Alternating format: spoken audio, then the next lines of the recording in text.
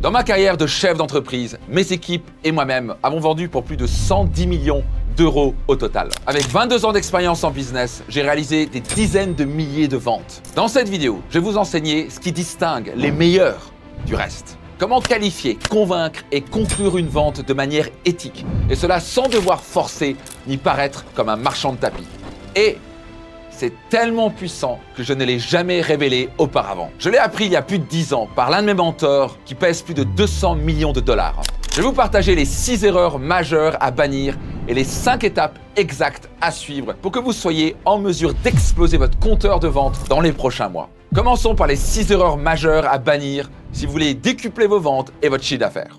Numéro 1, ne pas qualifier. La différence entre un amateur et un pro, c'est que le pro fait quelque chose de vital. Il qualifie. Il est vital que vous qualifiez avant de vendre. Chaque minute passée avec un mauvais prospect est une minute de perdu avec un bon. Si vous ou vos équipes de vente sont fatigués, il y a de fortes chances qu'ils passent trop de temps avec des leads non qualifiés. Donc quoi faire? Vous voulez mettre en place un système de qualification pour que vous ou votre équipe commerciale passe la majorité de leur temps avec des prospects qualifiés. Voici ce qui coûte très cher. La majorité d'entreprises ont leurs commerciaux qui passent 80% de leur temps sur 80% de prospects non qualifiés. Si vous mettez un système de qualification en place de la bonne manière, vous serez en mesure de tripler, voire quadrupler vos ventes parce que vous allez avoir alors une équipe commerciale efficace et productive. Pour bien qualifier, voici 5 filtres que je vous recommande de mettre en place. Numéro 1, a-t-il un problème clair et urgent à résoudre? Si ce n'est pas urgent pour lui, il y a de fortes chances qu'il va dire « je vais y penser » et donc on va perdre beaucoup de temps avec quelqu'un qui n'est pas vraiment prêt à passer à l'action. Numéro 2, a-t-il conscience du problème ou c'est juste un touriste? Numéro 3, a-t-il déjà cherché une solution? Numéro 4, a-t-il le pouvoir de décision? Sinon, vous, votre commercial passe 2 heures à faire toute votre présentation, expliquer les choses pour vous rendre compte à la fin que « ah ben c'est pas moi qui décide, il faut que j'en parle à mon chef ». Donc ma recommandation, allez parler directement à la personne qui a le pouvoir de décision. Numéro 5, a-t-il le budget? Souvent, on veut parler de la partie budget à la fin. Vous avez passé 1 heure, 2 heures au téléphone pour vous rendre compte qu'en fait, la personne n'a absolument pas le budget. Donc, mieux vaut qualifier la personne dès le début pour être certain que quand vous présentez votre offre, la personne a le budget pour passer à l'action. Time is money. Le temps, c'est de l'argent. Et si vous, vos commerciaux, passez votre temps avec des prospects non qualifiés, vous perdez du temps et donc de l'argent. Voici les 5 questions que vous pouvez utiliser pour qualifier vos prospects de manière concrète. Numéro 1, quel est votre plus grand défi ou problème en ce moment? Cela permet de savoir si la personne a un problème clair et urgent. Numéro 2, depuis combien de temps avez-vous ce problème et quel impact négatif cela a sur votre entreprise, votre activité ou votre vie? Cela permet de vérifier s'il a conscience du problème et aussi de vérifier le degré de douleur par rapport à ce problème. Le plus douloureux le problème est pour lui, le plus il y a de chances qu'il passe à l'action. Numéro 3, avez-vous déjà essayé de résoudre ce problème? Et si oui, quelles sont les solutions que vous avez utilisées et quels ont été les résultats? Cela permet de savoir s'il a déjà cherché une solution et qu'est-ce qu'il a aimé ou moins aimé sur les solutions qu'il a cherchées. Numéro 4, comment prenez-vous vos décisions et qui est le responsable final de la décision sur ce type d'investissement? Numéro 5, quel est le problème que vous êtes prêt à investir pour régler la problématique que vous avez? Ces questions engagent la discussion et permettent d'identifier rapidement si le prospect est qualifié ou non. Au passage, c'est quoi le rôle du marketing? Pour certains, ils pensent que le marketing, c'est poster des trucs sur les réseaux sociaux. Non, c'est pas le rôle du marketing. Le rôle du marketing, c'est d'envoyer des prospects qualifiés à l'équipe commerciale. Donc, je vais vous recommander vivement de mettre un système de filtration en place pour vous assurer que vos commerciaux passent la majorité de votre temps avec des prospects qualifiés. Et donc, c'est mathématique. Le plus ils ont de prospects qualifiés au téléphone, le plus ils vont vendre. Et donc, vous allez gagner plus d'argent. Erreur numéro 2, parler trop et ne pas écouter. Voyez-vous, la nature nous a donné 2 oreilles et 1 bouche. C'est sûrement pour qu'on puisse écouter 2 fois plus que ce qu'on parle. Les gens, vos prospects, adorent se sentir écoutés. En fait, plus de 50% de la vente est faite parce que votre prospect s'est senti écouté. On parle d'une écoute active, empathique, pas juste une écoute passive. Quand ils se sentent écoutés, c'est une forme de respect que vous lui démontrez. Vous cherchez à vraiment comprendre leurs problématiques. Vous cherchez à vous mettre à leur place et sincèrement les aider. Réellement, juste cela, 50% de la vente est gagnée. Et pour cela, vous voulez pas être la personne qui parle tout le temps. Vous êtes la personne qui pose des questions. Dans la vente, c'est une règle d'or. Celui qui est en contrôle, c'est celui qui pose les questions. Et vous voulez poser vos questions autour de ces 3 piliers essentiels. Numéro 1, quelle est sa problématique majeure? Numéro 2, quel est son objectif précis? Et numéro 3, qu'est-ce que cela va coûter pour lui s'il ne passe pas à l'action? Et souvent, vous voulez reposer une question quand il vous pose une question. Parce que souvent la question qu'ils posent, c'est une question qu'on appelle piège. Et le fait de reposer une question suite à une question s'appelle recadrer. Par exemple, vous êtes une société de logiciels SaaS qui a pour fonction d'envoyer des emails et votre prospect vous pose la question « Mais alors, j'aurai le droit d'envoyer combien d'emails par mois ?» Donc au lieu de répondre directement, parce que sinon ça met votre prospect en position de juge qui va décider selon votre réponse s'il va acheter votre solution ou pas. Vous pouvez reposer une question en disant « Très bonne question, combien avez-vous besoin d'envoyer d'emails par mois ?» Et actuellement, vous envoyez combien d'emails par mois? Cela permet de rester en contrôle de la conversation et pour adapter vos réponses par rapport à ces questions. Bref, soyez certain de poser beaucoup de questions et surtout d'écouter. Erreur numéro 3, vendre un produit plutôt qu'une transformation. Les gens n'achètent pas un produit ou un service. Ils achètent un résultat, une transformation, un gain de temps, d'argent, de sécurité ou de statut. Ce que les gens achètent, c'est la promesse, la destination. Par exemple, si vous avez une agence de voyage, vous n'allez pas parler du vol et comment va se passer le vol et quel est le genre d'avion avec lequel ils vont faire le vol. Vous allez parler de la destination, les Maldives, à quel point ça va être incroyable, qu'il va y avoir le soleil, ils vont nager avec les dauphins. En fait, votre produit, c'est un véhicule pour passer d'un point indésirable à une destination désirée. Et donc, l'une des choses que j'enseigne dans tous nos programmes, c'est l'histoire ABV. C'est une histoire que vous voulez partager. Et au lieu de parler du véhicule, à quel point le véhicule va vite et combien de chevaux il a et quel genre de pneus il a, quelle est la couleur de la voiture, etc. dont il s'en fout totalement. Okay? Il veut juste savoir, est-ce que vous allez l'amener du point A au point B? That's it. Est-ce que vous allez, votre véhicule, votre produit, va l'amener du point A, point indésirable, c'est l'enfer, au paradis. Et donc, s'il se sent compris, en disant, écoutez, si je comprends bien, vous avez cette problématique-là, je comprends bien, c'est bien ça, et ça vous coûte ça, et c'est compliqué pour vous d'avoir ça, et vous êtes frustré par rapport à ça. Oui, vous voulez aller là, n'est-ce pas? Vous voulez avoir un logiciel qui permet d'envoyer X email, et que ce soit fluide, et que ce soit facile à utiliser, etc. Oui, dans ce cas-là, notre solution, et je vais mentir bien entendu, si c'est le cas, notre solution est adaptée pour vous. Si l'histoire ABV, ça clique dans sa tête, il va acheter. Donc soyez certain de tomber amoureux de votre client plutôt que tomber amoureux de votre produit. Ne vendez donc pas le produit, vendez les bénéfices que votre produit va pouvoir générer pour votre client une fois qu'il va acheter. Erreur numéro 4, ne pas déminer les objections en amont. Si vous attendez que les objections surgissent, attendre que votre client exprime les objections au lieu de les désamorcer en amont est une grosse erreur. Donc voyez-vous, dans la tête de votre prospect, il y a différents obstacles sur le chemin. Il y a différentes objections. Et qui va se dire, ça va me prendre trop de temps, ça va être trop compliqué, ça va pas marcher pour moi. Et donc votre job, ou le job de votre commercial, c'est de faire tomber ces obstacles qui se passent dans sa tête. Donc quels sont les obstacles de votre prospect? Qu'est-ce qu'il est en train de se dire dans sa tête? Est-ce qu'il se dit, ça va coûter trop cher, j'ai pas le temps, ça va pas fonctionner pour moi? Vous allez découvrir que, dans la plupart des cas, votre prospect a entre 3 et 5 objections que vous allez retrouver constamment encore et encore. Et tout à l'heure, je vais vous expliquer comment faire lever ces objections de la manière la plus efficace possible. Erreur numéro 5, manquer de suivi ou de relance. La plupart des commerciaux font entre 0 et 2 suivis, alors que la majorité des ventes, ouvrez grand vos oreilles, se passe entre 5 et 12 suivis. Money is in the follow-up. L'argent est dans le suivi. Suivi, suivi, suivi. Voyez-vous, votre prospect, il n'est pas toujours à midi. Et il faut qu'il soit à midi pour acheter. Parfois, il est à 3 heures, donc ça va prendre plusieurs mois. Parfois, il est à 6 heures, encore quelques semaines. Parfois, il est juste à 9 heures. Ça peut être une question de quelques jours, quelques semaines. Et s'il est à 9 heures, faut suivre. Faut suivre. Parce que c'est juste une question, en tout cas à condition qu'il soit un bon prospect, un prospect qualifié, c'est juste une question de temps avant qu'il soit prêt pour passer à l'action, avant que ce soit midi pour lui.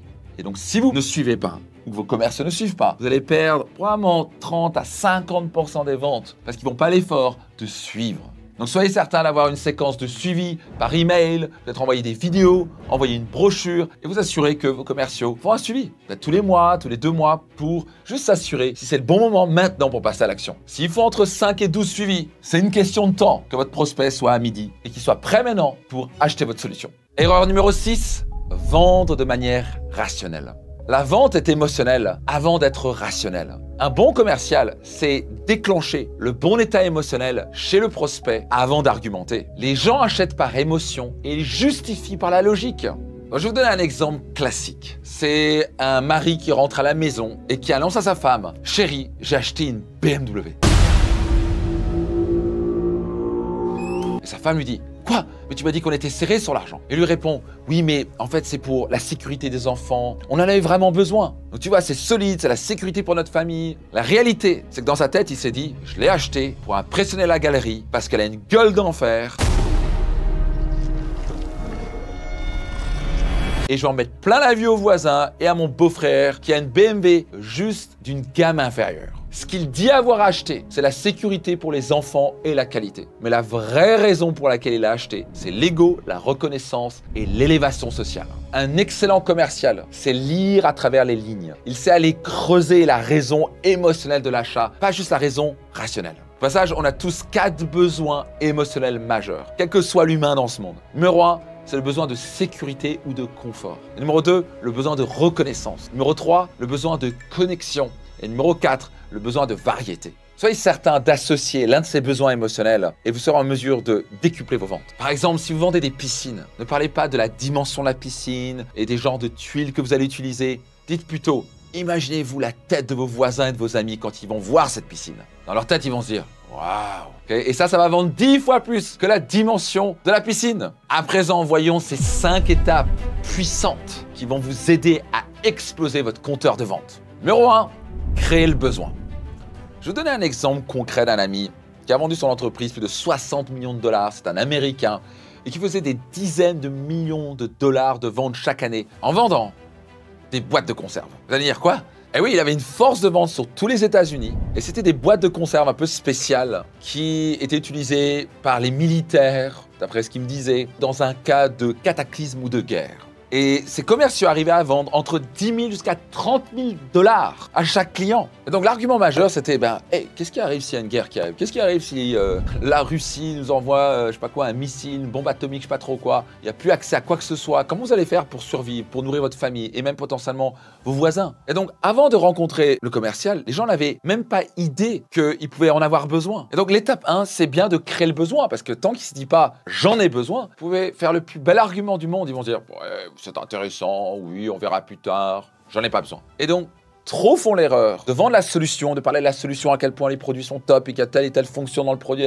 C'est une grosse erreur. Rappelez-vous, s'ils se disent pas au fond, j'en ai besoin, ils vont jamais acheter. Donc par exemple, quand j'ai démarré ma carrière de coach il y a 11-12 ans, je pensais que tout le monde, c'était évident pour eux que le développement personnel, le coaching, c'était top et que c'était un choix intelligent, que ça allait les aider. Et en fait, je suis tombé des nues à découvrir que les gens disaient « oh, j'en ai pas vraiment besoin, moi j'ai pas besoin d'un coach ».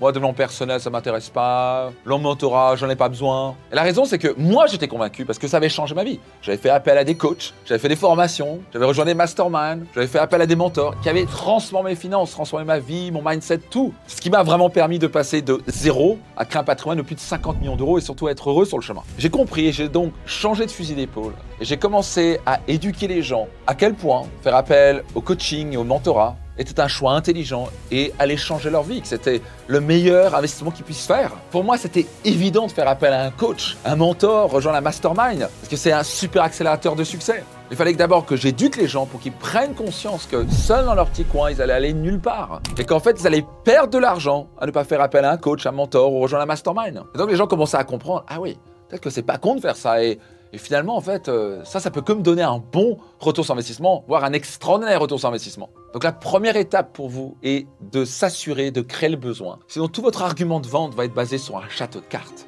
Et si c'est le cas, il va tomber au moindre souffle.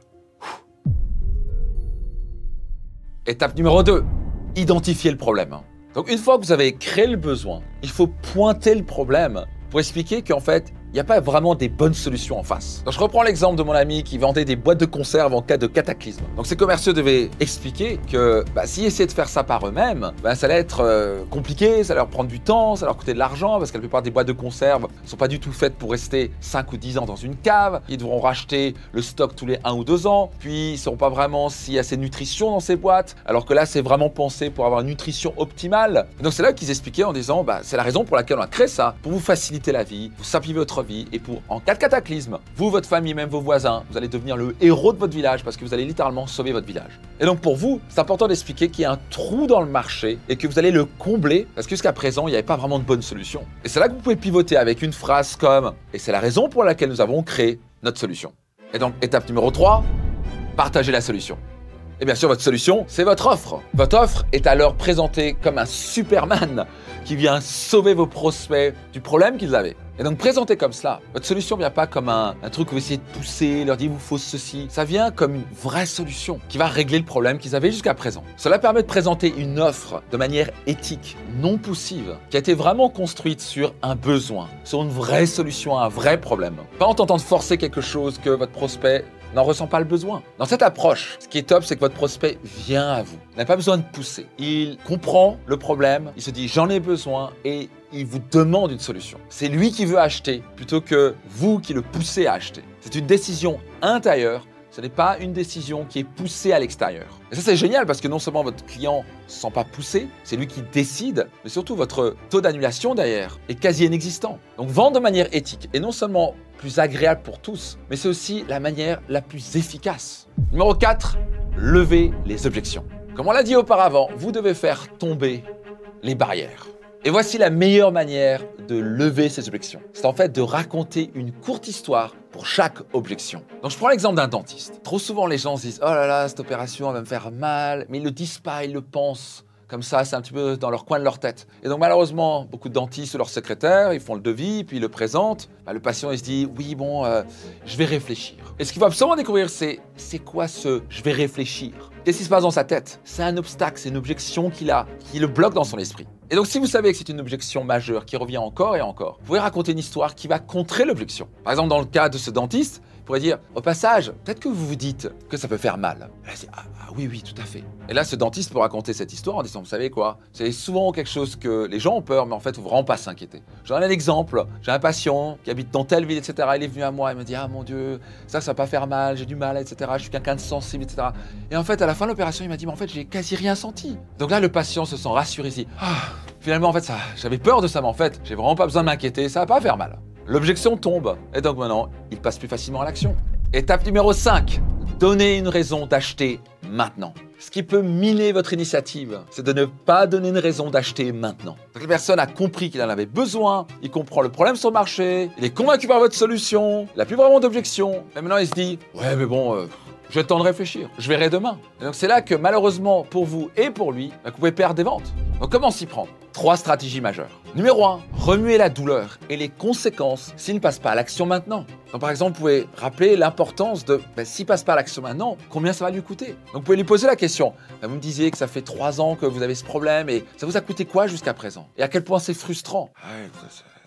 Et si vous continuez comme ça et vous ne connaissez pas le problème maintenant, comment ça va se passer dans les prochains mois et années? Oh mon Dieu, ça va être insupportable. Donc maintenant, il se dit, ok, là, ça fait trop longtemps que le problème dure et il faut que je solutionne maintenant. Stratégie numéro 2, l'urgence. Par exemple, vous pouvez faire une offre spéciale, réelle, de 72 heures en disant, écoutez, si vous prenez votre décision dans les 24 heures ou dans les 72 heures, vous allez avoir une réduction, vous allez avoir ce bonus, vous allez avoir cette fonction de notre logiciel en plus. Vous faites une vraie offre qui va l'inciter à passer à l'action maintenant parce que c'est urgent. Donc au lieu de se dire, ouais bon, on verra dans plusieurs mois, il va se dire, bon là j'ai vraiment une offre sympa, je vois bien ce bonus là, donc let's go, je passe à l'action maintenant. Et stratégie numéro 3, que tellement de marques utilisent, le pouvoir de la rareté. Il ne nous reste plus que X produits. Prenez-les avant qu'il n'y en ait plus. Et donc il y a bien des années, l'une des premières voitures que j'ai pu m'acheter quand j'ai commencé à bien gagner ma vie en tant que chef d'entreprise, c'était une Audi A5. Donc j'étais allé chez Audi, mais moi je me disais bon, j'ai un budget de 35 000, 40 000 euros maximum. C'était à Nice et le commercial a fait un super job. Il m'a fait tester cette Audi A5, intérieur beige, couleur un peu marron à l'extérieur. Et il m'a fait comparer avec une Audi A4, tout à fait un autre modèle qui était dans mes budgets. Et là je me dis oh mon Dieu, clairement, je veux cette Audi A5, elle a une gueule d'enfer, oh mon Dieu, c'est tellement confortable, la Tiptronic et compagnie. Et donc on revient du tour et puis il voit bien que j'ai envie de la prendre. Seulement c'est, je sais quoi, c'était 70 000 euros, un truc comme ça. C'est complètement en dehors de notre budget, etc. Il fait, écoutez, je comprends, mais vous savez, maintenant, il n'y en a qu'une. Si vous la commandez, ça prendra entre 6 et 8 mois. Je vais être sincère avec vous, il y a un potentiel acheteur qui est passé, il a montré un fort intérêt et il y a de fortes chances qu'il la prenne aujourd'hui ou demain. Et au passage, il n'a pas menti, il a sûrement dit la vérité. Mais c'était très important qu'il me dise ça, parce que je dis, oh mon Dieu, ok. Et puis qu'est-ce que j'ai fait? J'ai sorti mon carnet de chèques et j'ai déposé mon acompte. Je crois que c'était 3 000 € pour sécuriser cet Audi A5. Et donc les constructeurs automobiles sont smart. Ils n'envoient pas 5 voitures du même modèle dans le garage. Ils envoient un modèle, surtout celui le plus désirable, parce que la personne vient et se dit si je la veux, c'est maintenant, sinon c'est 6 mois d'attente. Et il y a de fortes chances que quelqu'un la prenne. Donc vous pouvez orchestrer ça de manière concrète et éthique dans vos offres pour donner une raison de plus d'acheter maintenant. Si vous avez aimé cette vidéo, vous aimerez sûrement celle-ci.